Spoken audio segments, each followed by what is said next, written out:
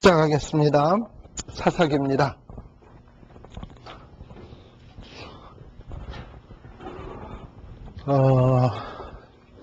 오늘 나눠드린 프린트 25페이지고요.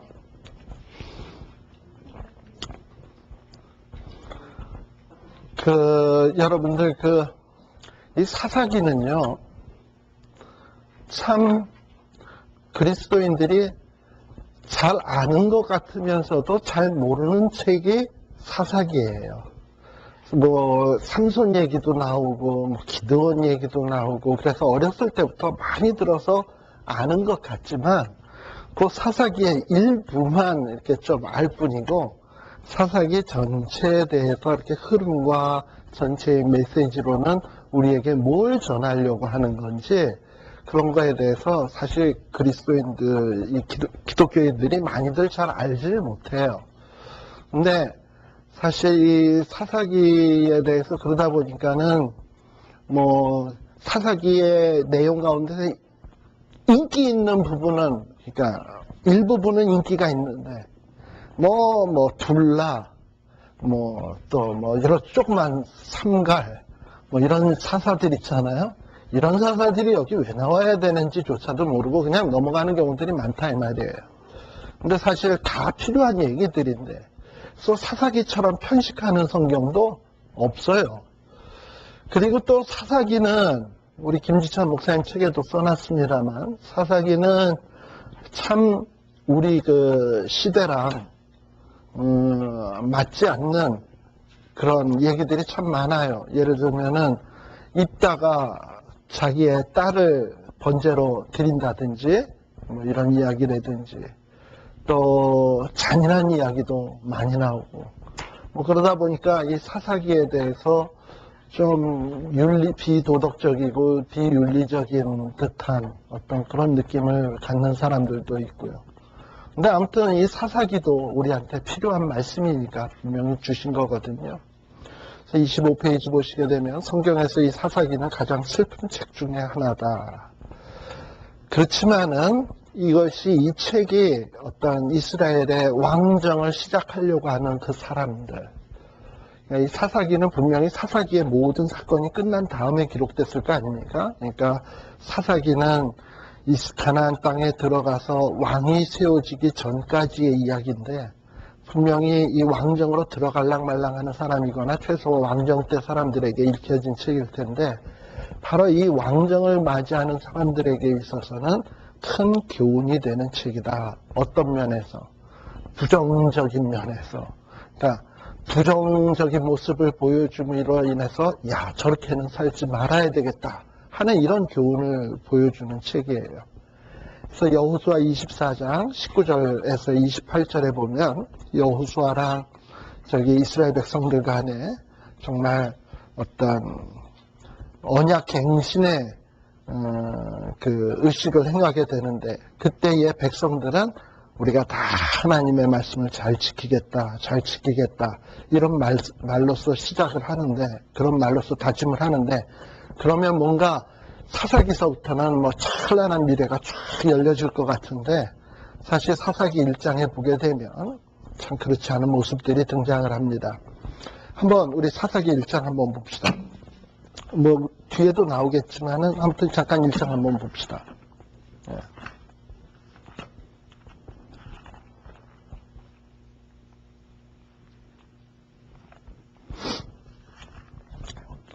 자, 여기 보면 사사기 1장에 보게 되면 1장 1절에 보면 여호수아가 죽은 후에 나오죠.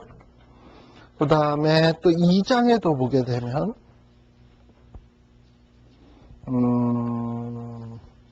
2장에도 보게 되면 어디냐 하면은 2장 7절, 그 다음에 8절, 여호수아가 8절에 보면 여호와의 종 눈의 아들 여호수아가 죽음에, 이러면서 이야기들이 1장에도 나오고 2장에도 여호수아가 죽은 이야기가 두 번에 걸쳐서 이렇게 강조돼서 나옵니다. 자, 이 여호수아가 죽은 후가 암시하는 건 뭘까요? 여호수아가 그동안의 지도자였습니다. 지도자가 없을 때에 과연 이스라엘 백성들이 잘했나? 또 2장에서도 여호수아가 죽은 후에, 다시 말하면 이스라엘의 지도자가 없을 때, 여호수아도 없고 모세도 없고, 그렇다고 왕은 있었냐? 사사기 요절에 보면 사사시대에는 뭐가 없으므로? 왕이 없으므로. 그러니까 왕이 없을 때, 지도자가 없을 때 백성들이 자발적으로 스스로 잘했냐 하는 데에 관심을 두고 있는데요. 사실 이스라엘 백성들이 이 사사기에 보게 되면 잘한 모습이 없어요. 네. 특별히 이제 그 1장, 2장 뭐 쭉 보게 되면 이스라엘 백성들이 쫓아내야 되는데, 네. 우리 지난 시간에 여호수아 13장에, 여호수아서 13장을 다시 한번 봅시다. 13장에 보게 되면 아까는 여호수아가 죽음에입니다만은 여기는 여호수아가 늙음에로 나와요. 13장 1절에 보면 여호수아가 나이 많은 늙음에 여호와께서 그에게 이르시되 너는 나이 많아 늙었고 얻을 땅에 남은 것은 매우 많도다 했을 때 이 얻을 땅이 과연 무엇이냐 라고 했을 때 단순히 이스라엘 백성들이 땅을 나누어 가진 가나안 땅만이냐? 아니에요.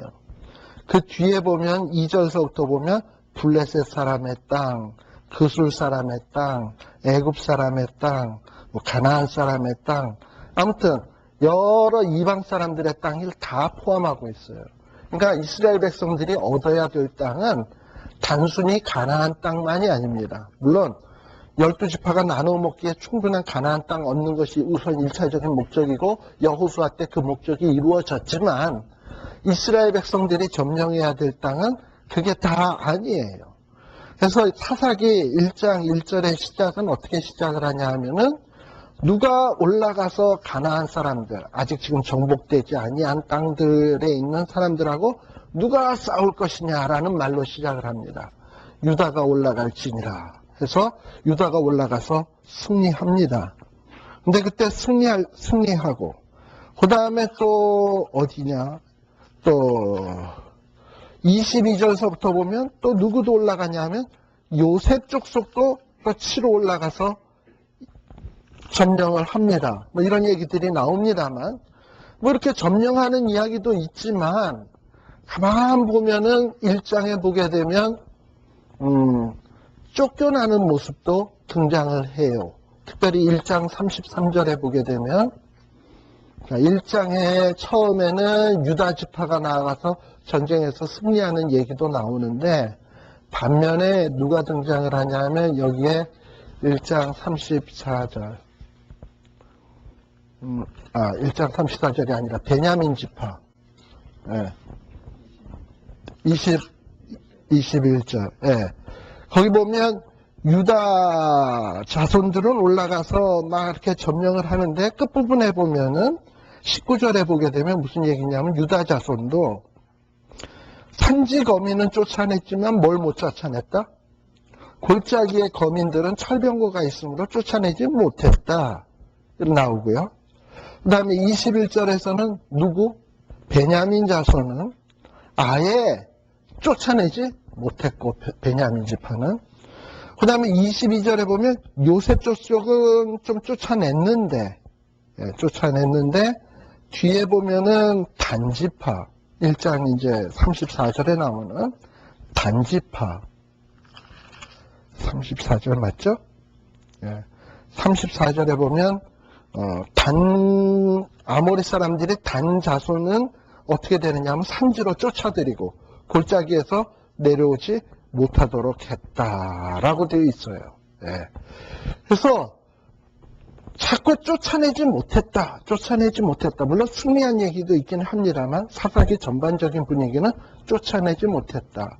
심지어는 베냐민 지파, 단지파는 아예 베냐민 지파는 쫓아내지도 못했고 단지파는 아예 쫓겨나서 내려오지도 못했고 하는 얘기로 이렇게 자꾸 사사기의 얘기는 진행이 돼요. 그러니까 여호수아 13장에 나오는 얻어야 될 땅은 많은데 얻어야 될 땅을 쫓아내지는 못하고 그렇게 된 얘기로 지금 이어지고 있습니다.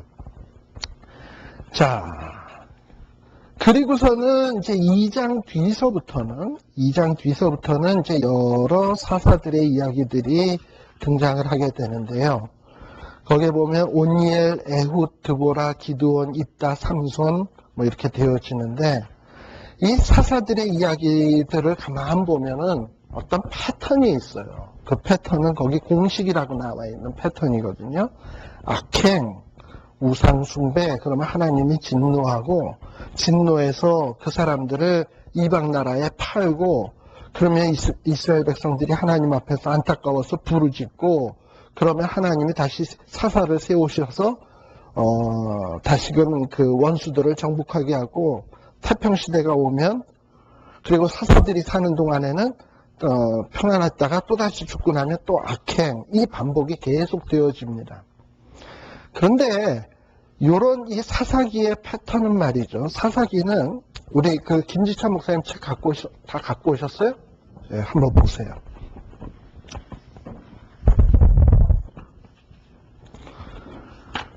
이 사사기는 아무렇게나 기록된 책이 아니고, 여러분들 거기 페이지에 보시면 몇 페이지냐 하면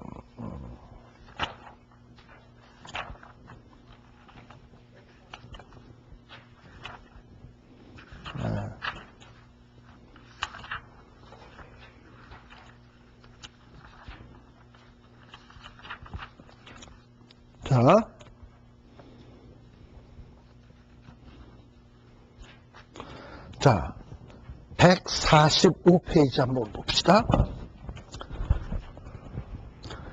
이 사사기는 아무렇게나 뭐 이 사사 저 사사 얘기를 그냥 막 해서 그냥 모아서 짬뽕 해놓듯이 모아놓은 책이 아니라 처음부터 끝까지 아주 짜임새가 있습니다. 첫 번째 얘기는 거기 145페이지에 첫 번째 나오는 얘기. 사사기의 첫 질문은 뭘로 시작을 하느냐면, 누가 먼저 올라가서 가나안 사람과 싸우리까? 이스라엘이 우리 중에 누가 먼저 올라가서 가나안 사람과 싸우리까? 했을 때 여호와께서 유다가 올라갈지니라 하고서는 하나님께서 너희가 올라갈 땅을 붙여놓으라 라고 말씀을 해요. 그런 얘기로 사사기 시작을 해, 1장에. 그런데 사사기 20장 제일 마지막 부분에 보게 되면 20장 마지막 부분에 20장에도 보게 되면 거의 끝부분인데 20장 18절에 보게 되면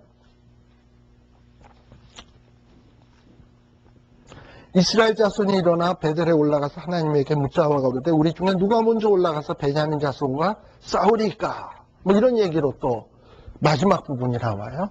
그러니까 누가 올라가서 전쟁할 것이냐 하는 문제인데, 어떻게 보면 그랬더니 누가 올라가라고요? 유다 자손이 먼저 가라고. 그러니까 앞에도 누가 먼저 가느냐 했더니 유다 자손이 가라. 뒤에도 누가 먼저 가서 전쟁할 거냐 했더니 유다 자손이 가라. 공통점이 같아. 그런데 내용이 달라. 뭐냐면 앞부분에서는 유다 자손이 누구랑 싸우는 겁니까? 자기 동족입니까? 이방인입니까? 이방인과 싸우는 것이고, 뒷부분에서는 유다 자손이 가서 전쟁을 하는데 누구랑 싸우는 겁니까? 동족 베냐민이라고 싸우는 거예요. 그러니까 사사기는 유다 자손이 전쟁하는 이야기로 시작을 합니다. 그러나 첫 시작은 하나님이 쫓아내고 정복하라고 한 이방 민족과 싸우는 전쟁이었고, 그런데 사사기의 내용은 이스라엘 백성들이 하나님의 말씀을 순종치 않다가 나중에 전쟁이 벌어졌는데, 그 전쟁은 누가 나갈 거냐 그랬는데 역시 유다가 나가는데, 누구랑 전쟁하는 거냐? 동족 산잔에 전쟁을 한다 이 말이죠. 그러니까 사사기는 어떻게 보면 무슨 얘기냐면 이방과의 전쟁으로 시작했던 이스라엘 백성이 나중에는 형제끼리 물고 뜯는 지경으로 타락한 이야기가 바로 사사기의 얘기예요. 무슨 얘기인지 아시겠죠? 그 얘기가 앞뒤로 감싸고 있다 이 말이죠. 유다의 전쟁이. 그러니까 뭔가 굉장히 내용이 하강 곡선을 걷는다라고 보면 돼요. 그 다음에 그 김지찬 목사님 책이 146, 147페이지가 다 재밌는데, 또 하나는 베냐민 지파와 단 지파에 대한 것. 자, 아까 유다족 속 전쟁 다음에 나오는 얘기가 뭐였습니까? 베냐민 지파가 쫓아내지 못했다라는 얘기가 나왔잖아요. 그리고 그 다음에 요셉 자손 다음에 무슨 얘기가 나왔습니까? 단지파가 산 위로 쫓겨가서 내려오지 못했다라는 얘기로 첫 서두를 시작을 했어요. 그런데 사사기 제일 마지막 부분에 보면 크로즈업 되는 지파가 누구냐면 베냐민 지파와 단지파예요. 단지파가 먼저야. 앞에서는 베냐민 지파가 먼저였고 단지파였고, 그리고 뒤에서는 단지파 얘기가 먼저고 베냐민 지파가 나중이야. 그래서 여기 보면은 147회 보면 A, B, B-A- 그 구조를 이해 가십니까? 예. 그렇게 돼 있다 이 말이죠. A, B, B-A-. 예. 그래서 앞에서는 베냐민 지파가 실패한 이야기, 단지파가 실패한 이야기가 나와요. 베냐민 지파는 쫓아내지 못했고 단지파는 쫓겨났고, 그러니까 베냐민 지파와 단지파는 한심하다 이거예요. 그런데 사사기 끝에 가보면 단지파는 어떻게 되느냐 하면 자기네 땅을 지키지도 못하고 쫓아내지 못했더니 이제 지키지도 못하고 라이센, 레신이라는 곳으로 이민 가잖아요. 근데 이민 가서 하나님을 잘 섬기고 잘 섬겼냐? No. 남의 집에 있는 우상까지 빼앗아서 우상 섬기는 제사장까지 달고서 라이센 이민 간 거잖아요. 그러니까 극도로 타락한, 처음엔 쫓아내지 못한 정도였는데 나중에는 우상까지 들고 가고 우상 섬기는 제사장까지 데리고 가는 그런 족속이 돼버렸어요. 단지파가 끝에서는. 그 다음에 베냐민 지파는 어떠했냐?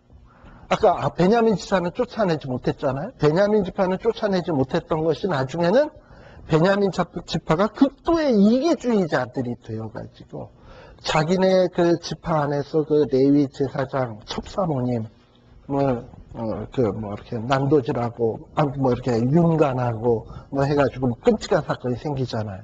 그래가지고 전쟁이 벌어졌을 때 그 자기네들의 그 베냐민 지파에 소속된 기브아 사람들, 그 깡패 애들 보호해주다가 12지파와 전쟁이 벌어지잖아요.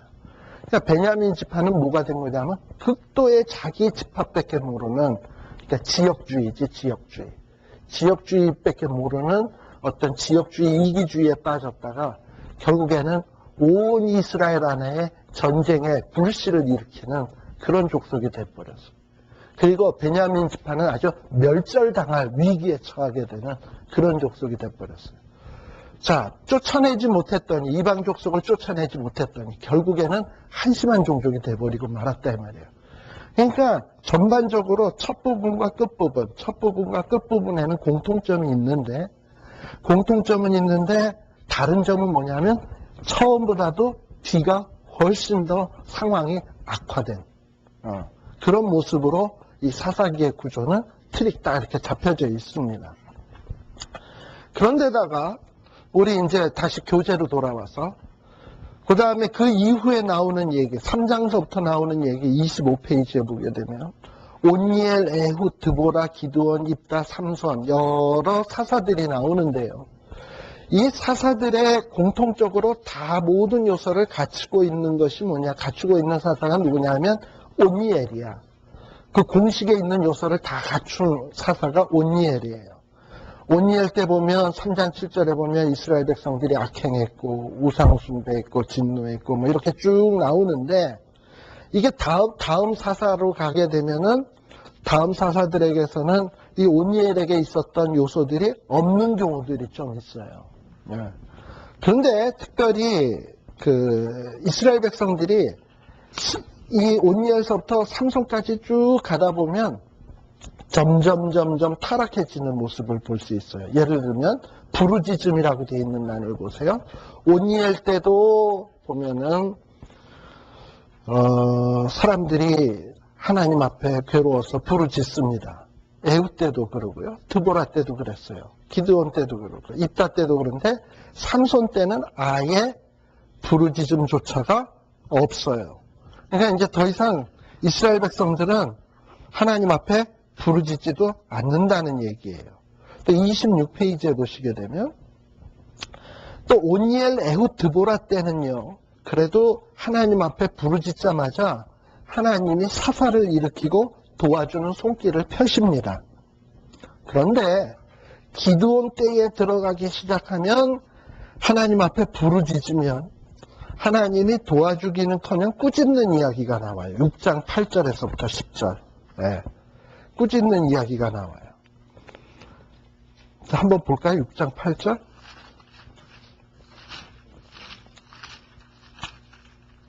6장 8절에서부터 보면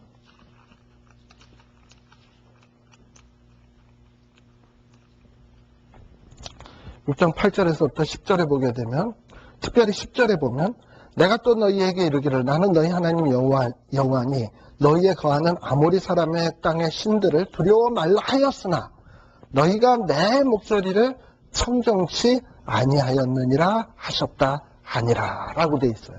다시 말하면 이스라엘 백성들이 지금 책망당하게 된 것은 이유가 있다는 거예요. 꾸짖는 거예요.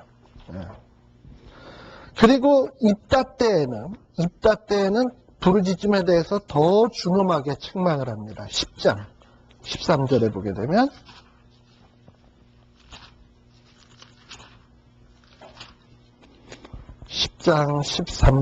되면 여기에 보면 너희가 나를 버리고 다른 신들을 섬기니 그러므로 내가 다시는 너희를 구원치 아니하리라. 가서 너희가 택한 신들에게 부르짖어서 너희 환난 때에 그들로 너희를 구원하게 하라. 아주 하나님이 비꼬고 있죠. 예. 이런 식으로 하나님도 아주 격렬하게 반응이 나와. 그러던 것이 삼손 스토리에 가면 아예 백성들이 부르짖지도 않고 하나님도 대꾸도 안 해. 자, 그래서 거기 괄호 쳐놓고 제가 뭐라고 써놨습니까? 26페이지. 이스라엘이 막판에 가면 갈 때까지 다 가버린 거야. 예. 그럼 도대체 사사기에서 그리려고 하는 내용은 뭐냐? 도대체 이스라엘 백성들이 왜 이 지경까지 가게 되었는가 하는 이야기예요. 왜 이 지경까지 가게 된 이유가 무엇인가 하는 것을 설명하려고 하는 책이 바로 사사기입니다.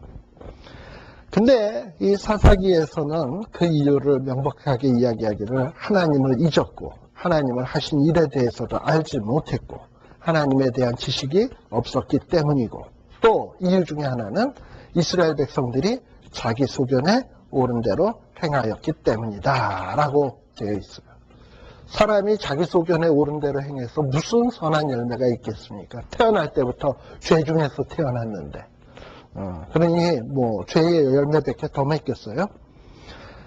그러니까 이 사사기 구조는 하향 구조를 띠고 있는 거다라는 것을 여러분들이 일단 머릿속에 두셔야 되고 그 다음에 이 사사기에는요 이 구조가 이렇게 보면은 그 사사기 구조를 보세요. 뭔가 이 사사들의 이 배열이 그냥 아무렇게나 배열된 배열이 아니에요. 아까 오니엘이라고 하는 것은 그 이스라엘 백성들의 그 사이클의 요소를 다 갖추고 있는 사람이라고 그랬잖아요. 그래서 모델이에요. 하나의 모델. 자, 그 다음에 에훗, 드보라, 기드온, 아비멜렉, 입다, 삼손까지는 뭔가 대칭 구조를 이루고 있습니다. 여러분들 거기 도표에 보면 A, B, C, C-B-A- 이렇게 돼 있어요. 자, 어떤 공통점을 지니고 있냐? 에훗과 삼손은 뭔가 공통점을 지니고 있는데 어떤 면에서 공통점이 있냐면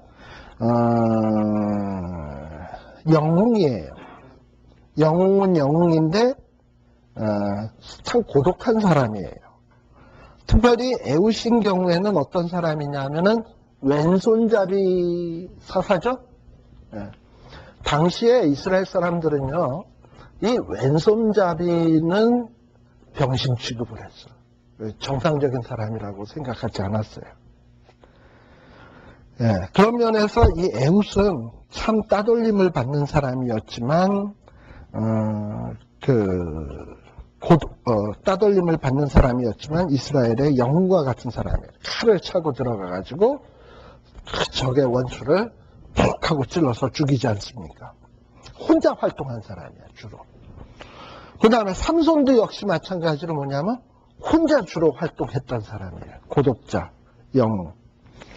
그리고 조금 다른 점은 에훗은 동쪽 지파, 동쪽에 있는 베냐민 지파를 위해서 일했던 사람이고, 또 삼손은 서쪽의 단 지파를 위해서 일했던 사람이에요.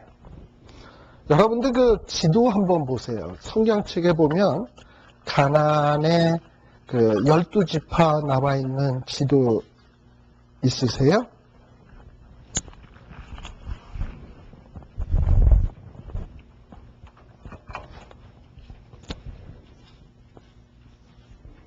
자, 뭐 여기가 예루살렘쯤 된다 그런다면 38성이잖아.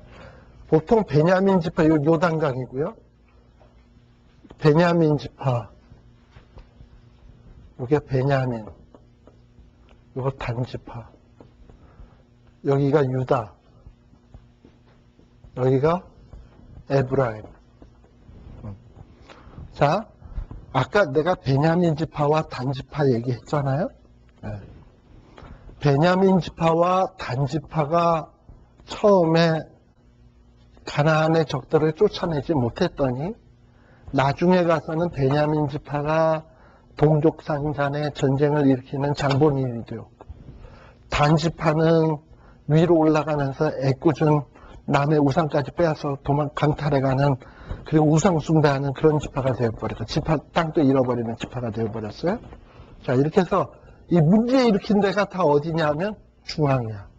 그래도 유다 지파는 올라가서 좀 승리했어. 그 다음에 요셉 지파는 에브라임이랑 므낫세 지파니까 승리했어. 그랬는데 가운데 있는 지파들은 실패했어요. 자, 그러면 여기서 뭔가 이렇게 떠오르는 게 없어요? 여호수아 때 전쟁이 3구분으로 이루어진다 그랬잖아요. 처음에 중앙전투, 남방전투, 북방전투. 그래서 어떤 전쟁의 전체의 승리의 교두보를 확보하게 된 것은 결국은 중앙전투 때문이었다 했는데, 이 중앙전투 지역에 중앙전투로 점령된 땅들이 주로 어느 땅들이냐면 베냐민, 단지파, 요 근방의 땅들이거든. 중앙이거든. 그런데 사사시대에 들어서게 되면 어떤 현상이 벌어졌냐면 여호수아 때 점령했던 이 중앙지대가 다 빼앗겨가지고 지금 흔들흔들 거리고 있어요. 저 중앙이 흔들려면, 허리가 흔들리면 어떻게 되겠습니까? 이스라엘 전체가, 남북이 다 흔들거리게 되는 거지. 그러니까 사사시대는 완전히 그렇게 돼버린 것을 보여주고 있는 거예요. 그런데 이 중앙전투에 있어서 베냐민 지파, 동쪽의 베냐민 지파의 사사로 뽑힌 사람이 누구냐면 에훗이고, 그래서 나중에 사사기 뒷부분에 보면 베냐민 지파랑 전쟁을 할 때도 처음엔 베냐민 지파가 이기잖아요. 왼손잡이 돌팔매비 잘하는 사람들. 아무튼 에훗은 이 베냐민 지파 쪽을 위해서 그쪽에서 주로 활동했던 자고, 그 다음에 반면에 삼손은 단지파가 여기 있잖아. 그리고 여기가 블레셋 아닙니까? 이 옆이 계속 다. 블레셋하고 접경되어 있는 단지파 이 삼손은 블레셋하고 해서 이스라엘을 구원해 준 사람이에요. 그런 면에서 에훗과 삼손은 짝을 이룬다. 왜 짝을 이루는지 이해가 가시죠? 지금 얘기하는 건 사사기 전체의 내용을 얘기하는 거예요. 사사기가 아무렇게나 구성된 게 아니라 굉장히 짜임새 있는 구조로 되어 있다는 거.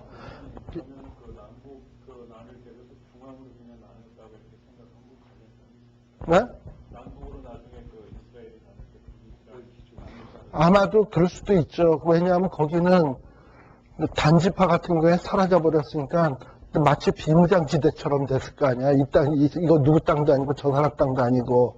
그렇다고 그 당시에는요, 남의 땅을, 지게표를 점령할 수는 없는 거잖아요.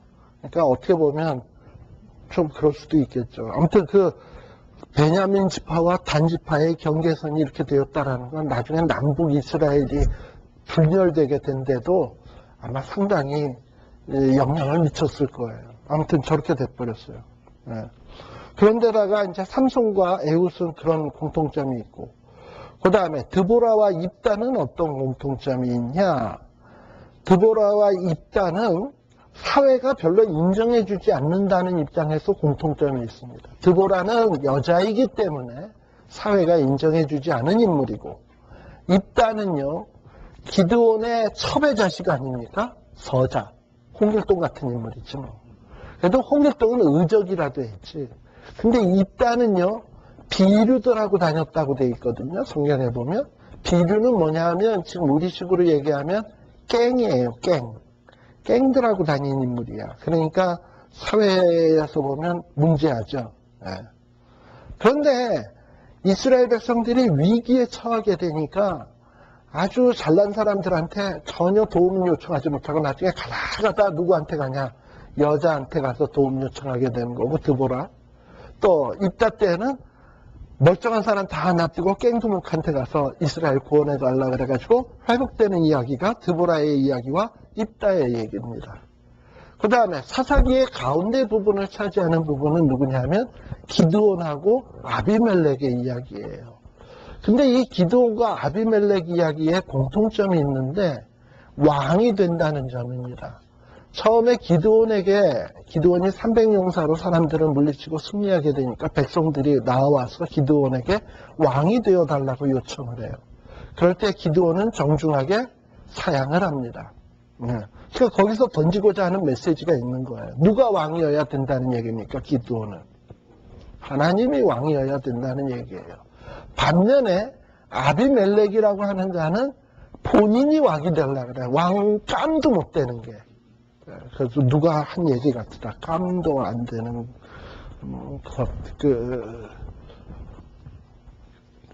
노 대통령이 얘기했나 보다. 뭐 이렇게 무슨 언론에서 문제가 되는데 깜도 안 되는 거 가지고 사람들이 말을 한다고 뭐 그런 얘기를 했던 것 같으네요. 근데 아무튼 아비멜렉은 자기가 왕 깜도 안 되면서 스스로 왕이 되려고 했어요. 그래서 사사기의 핵심 내용은 누구냐면 누가 진짜 왕이어야 되냐 하는 얘기를 하고 싶은 거예요. 여호와냐, 아니면 어떤 인간 사사냐, 아니면 뭐 바알이냐. 그리고 이 사사기에는 또 제일 마지막에 끝날 때 보면 이스라엘에는 왕이 없으므로 사람이 자기 소견에 옳은 대로 행하였다가 하는 코멘트로 끝나요.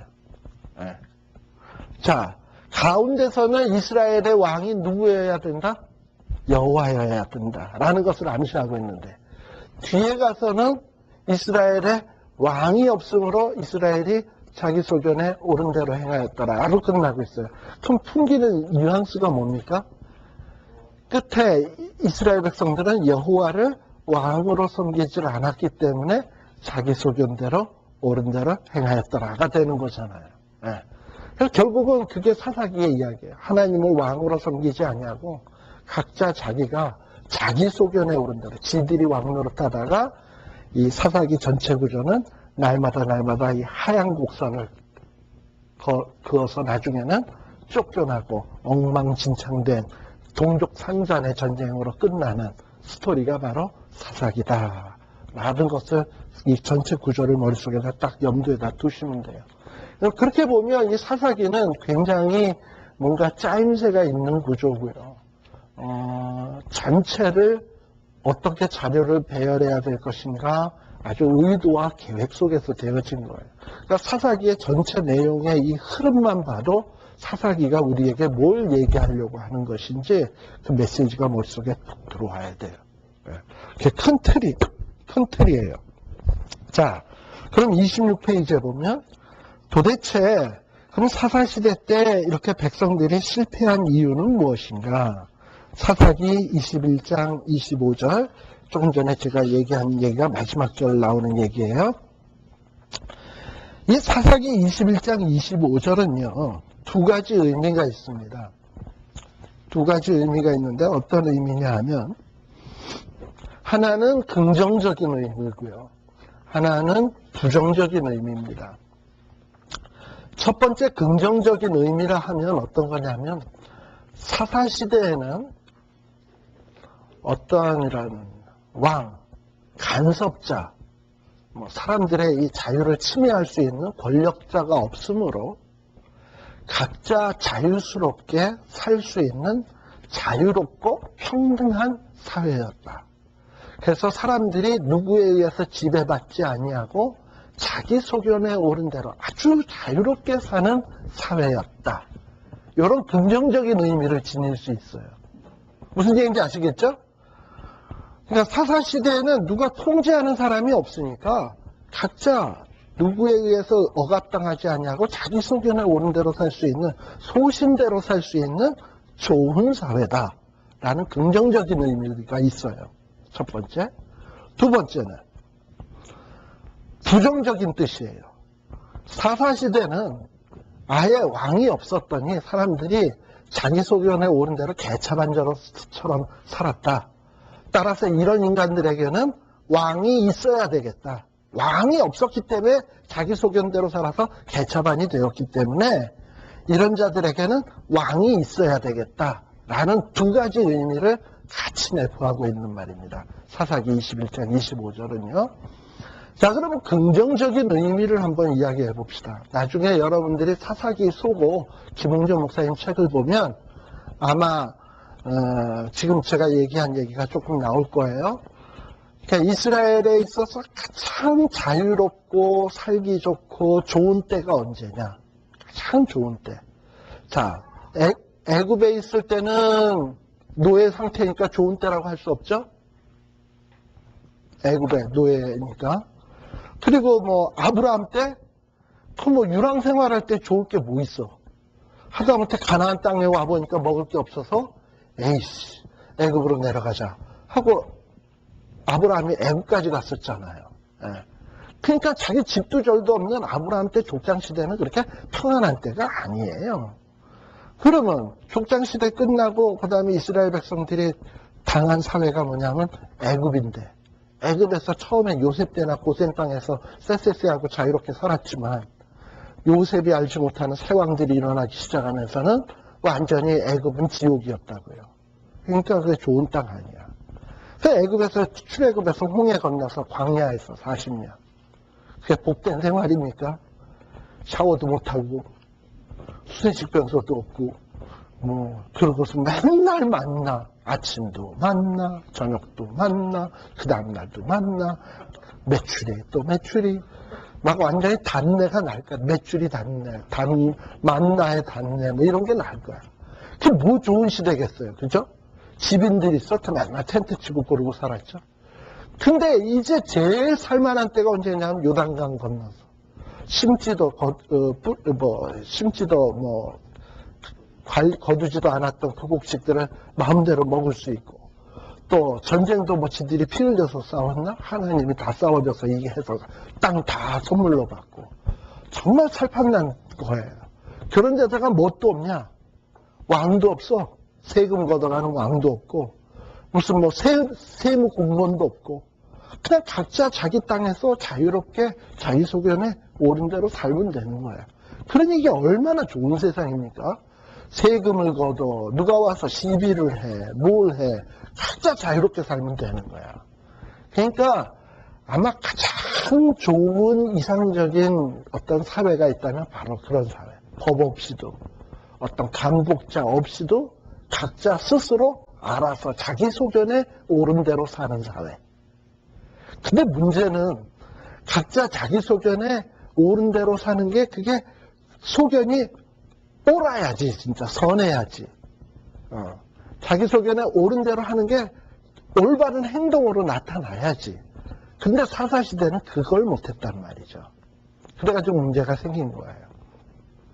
그러니까 가장 이상적인 형태는 그런 자유로운 사회, 누구도 인간 위에 인간 없고 인간 모두가 평등한 사회가 제일 좋은 사회인데, 이게 바로 사사시대인데, 그 다음에 사사시대 다음에 나오는 정치 시스템이 뭡니까?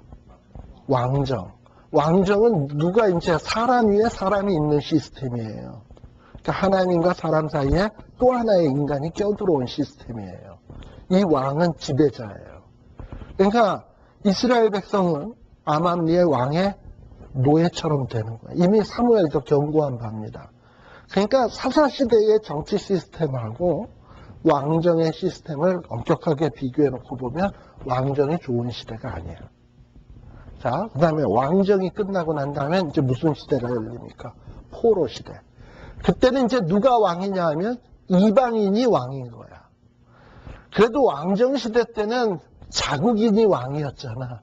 자기 나라 사람이, 자기 동족이 왕이었는데 포로 시대에는 이방 사람이 왕이 된 거야. 이건 뭐 망한 거지 뭐. 예. 그러니까 이스라엘 백성들의 정치 시스템도요, 역사가 흘러가면 갈수록 하향 곡선을 내려가는 거예요. 사실 하향 곡선이에요. 그래서 제가 옛날에 아마 구약개론이나 뭐 이런 얘기 했던 거 기억나시나 몰라. 원래 아마 여러분들이 한국에서 중고등학교 다닐 때 뭐 입시 있고 이랬을 때는 학교마다 그런 거 있잖아요.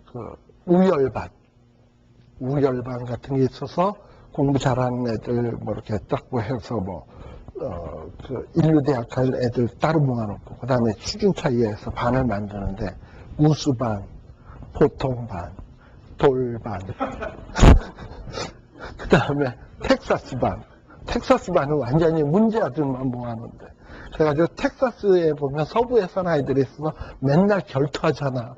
그것처럼 완전히 의자 위로 방방 날아다니고 남자반들 그런 거 있잖아. 의자 위를 뛰어다니면서 막 전투하고 이러는 애들. 텍사스반. 뭐 아무튼 그런 거 있잖아요. 예. 저희 학교 다닐 때도 그런 게 있었어요. 그래가지고 뭐 우수반, 보통반, 돌반 뭐 이런 거 있었는데, 자, 우수반과 보통반으로 내려가는 조건이 뭡니까? 뭐가 조건이 돼서 내려가죠? 공부 못하면 내려가는 거야. 공부 못하면. 그것처럼 이스라엘도 처음에 우수반에 해당되는 게 뭐냐면 사사시대 시스템이에요. 그 다음에 보통은 왕정이고, 돌반은 포로시대야. 그러면 이스라엘 백성들이 정말 수준이 자기 소견에 오른 대로 살 때 하나님 소견에 오른 대로 살면서 아주 이렇게 살면 사사시대의 그 평화로운 상태, 평등한 상태를 유지할 텐데, 이게 하나님을 숭배하지 않냐고 우상 숭배하니까 어디로 가야 되냐? 누군가가 감독자가 있어서 강제적으로 하나님 숭배하게 하고, 우상 숭배하면 혼내키고, 그래가지고 이스라엘 왕들에 보면 요시야 왕, 뭐 이렇게 종교 히스기야 왕, 뭐 이런 왕들이 있었잖아요. 말 안 들을 때 혼내키는 왕들. 뭐 이런 왕들이 있어서 뭔가 이스라엘 백성들을 바른 길로 인도하는 왕이 있어야 되겠다는 게 그 왕정이야.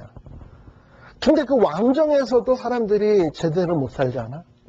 왜냐하면 왕정 때도 보면 므낫세, 아몬, 뭐 여호람, 뭐 해가지고 그냥 우상숭배하고 이런 왕들이 더 많아. 그러니 결국은 왕정도 누릴 자격이 못 돼. 그러면 어떻게 돼? 이방인이 왕이 되는 시스템을 내려가는 거야. 그러니까 이스라엘 백성들의 어떤 패턴이 자꾸 이렇게 하향 곡선으로 가는 패턴이다라는 것을 생각을 하고, 어떻게 보면 사사기 전체 구조와도 비슷해요. 자, 그러면 왜 사사시대에 이렇게 하향 곡선을 겪고 실패하게 되었나에 대한 이유는 잠시 쉬었다 갑시다.